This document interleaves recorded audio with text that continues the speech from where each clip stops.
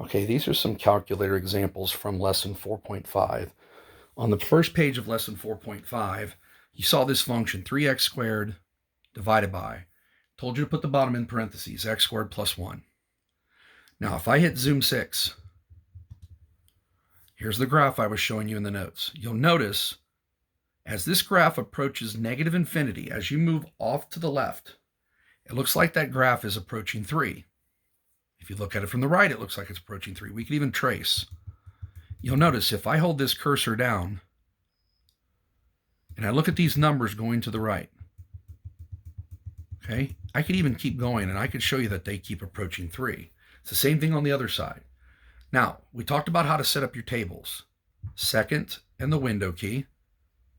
Remember, have the independent on ask, the dependent on auto if you're going to do this table method.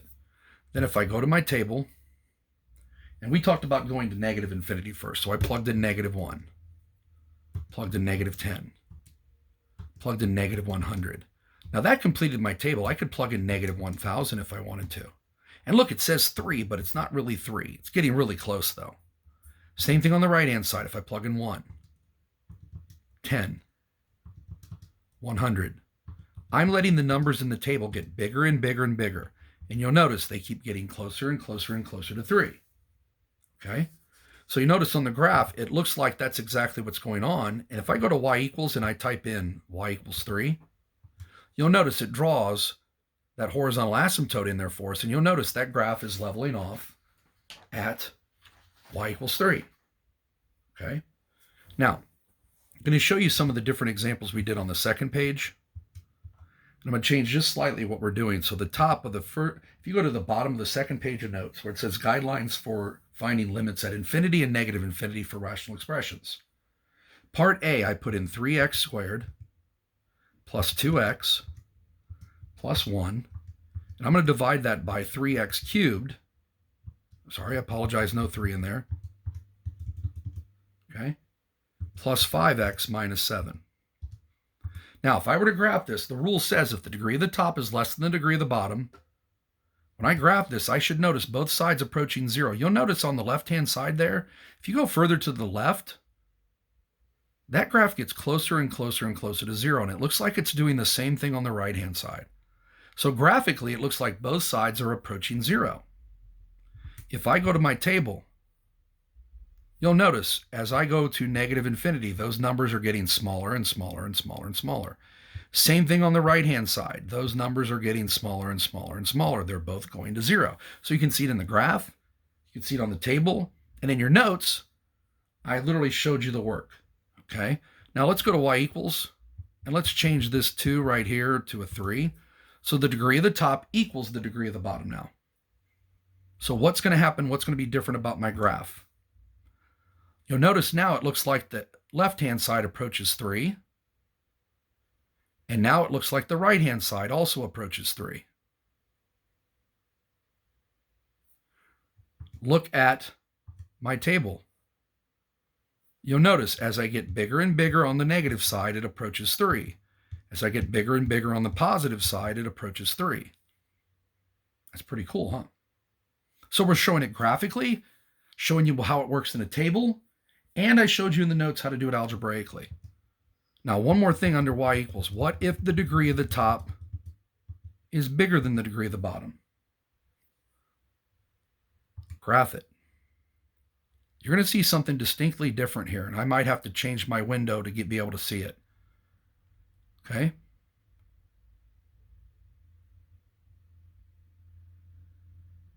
You're not seeing a piece of this graph. Let me show you with my window.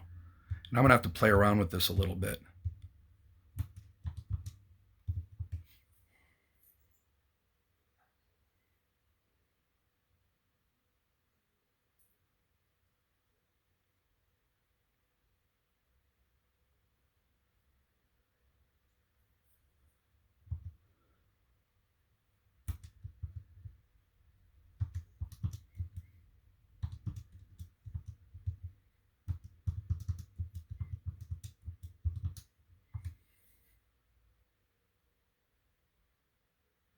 There it is. There's this piece down here, which we couldn't see on the normal window. Now you notice the end behavior because the degree of the top is bigger than the degree of the bottom. We have what we call a slant asymptote.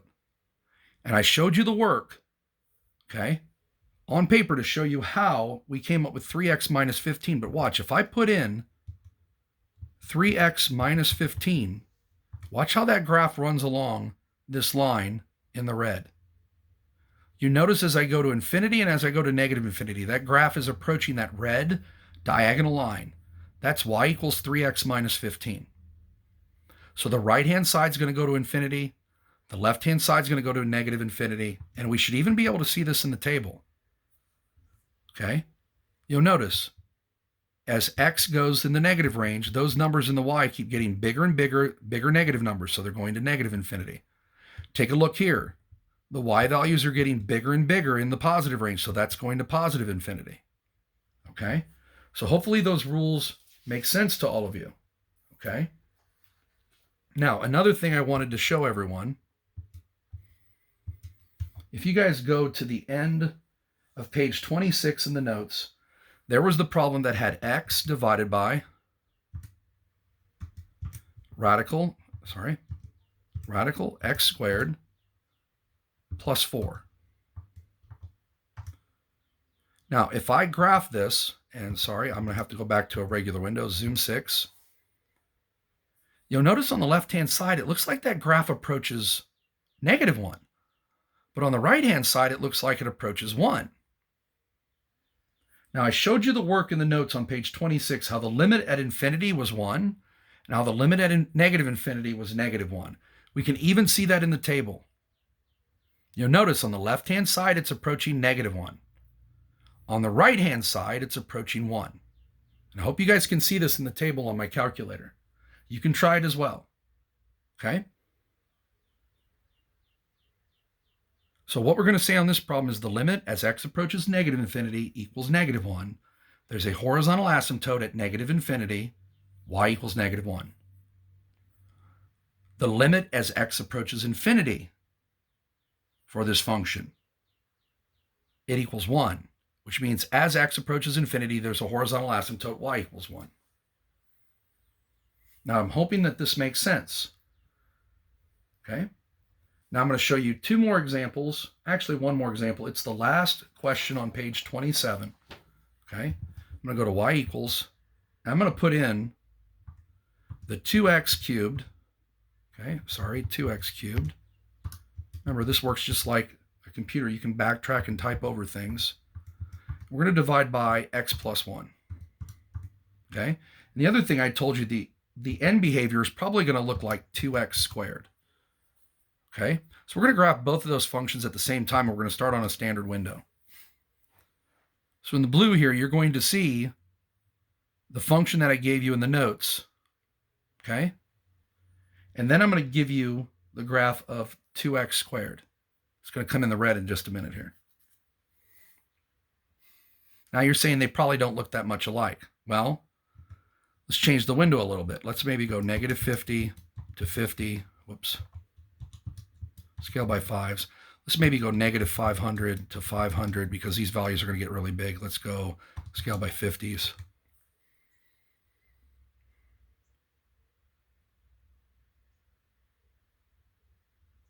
Ladies and gentlemen, that's the original function.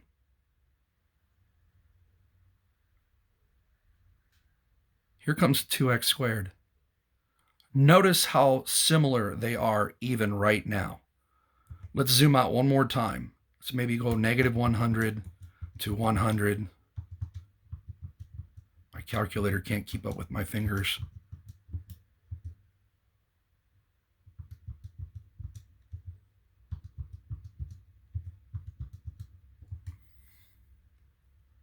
Here comes the original function in blue. You're going to see it in a minute. You can't even tell where the asymptote is anymore at x equals -1. And here comes the graph of 2x squared. You notice they're pretty much the same graph now. Now what this shows is that the leading terms are always going to determine your end behavior. The other terms really don't make a dent in it at all, because as we go to infinity, those other terms are minuscule. They're really, really small compared to the numbers that are created by the first terms, the leading terms, the terms with the highest powers. So keep that in mind as you're working on this lesson. Let the calculator help you. You saw how we use the table, how we use the graph. You see in the notes how we do it algebraically. If you have any questions, make sure you email me or text me or hit me up on the discussion boards or in recitation.